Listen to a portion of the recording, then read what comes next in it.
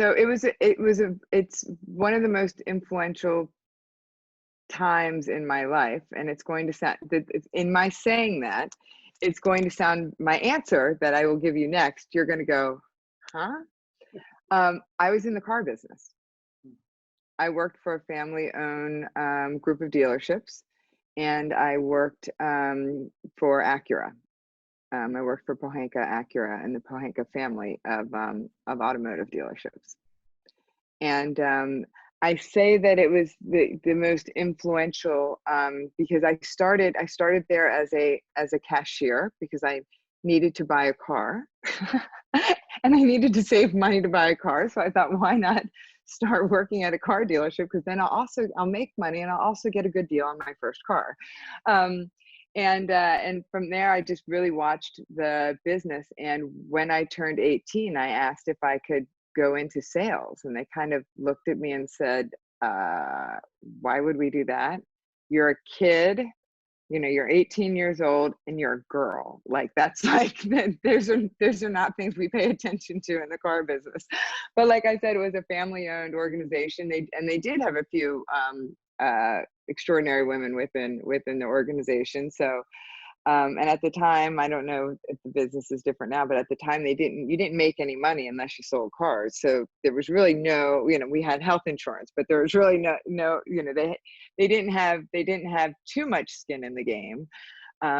And so I started in that business at the age of 18, and I was promoted to director of finance, which is when I left school.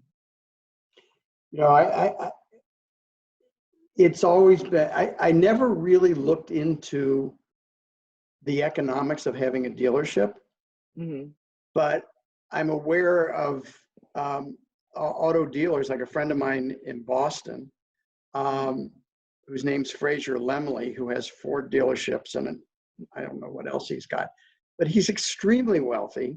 Oh, and there's the Brahmans. Look at Brayman. Yeah, exactly.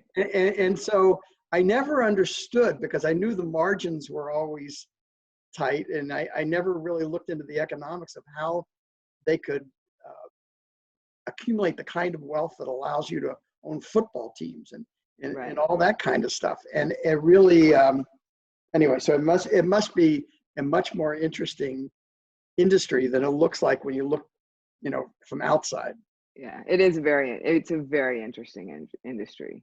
So, and go ahead, sorry. No, I was going to say, and for me, what it taught me through firsthand experience was, one, my passion for people, and 2, how to like develop relationships, like real relationships, and also the tremendous power in not being judgmental. Because I sat there on the sales floor and I watched experienced salespeople judge everyone that walked onto that lot and said, that person can't buy a car, that person can't buy a car. And I said, I'm going to talk to everyone, because I don't think you can look at somebody and tell whether they're going to buy a car or not. And I'd much rather be having a conversation than sitting here at my desk. So even if they don't want to buy a car, I'm still going out to talk with them. And so that was part of it. And then the other part of it was, it was my first real harsh experience with being on the other side of being judged. So most people that came onto the lot said, there's this young girl, she's not going to know anything about anything, and I'm going to, and I did. And so it taught me how to kind of, in some ways, disarm people. It also taught me to always be prepared in anything I was doing, because I did need to know my job. That was my job.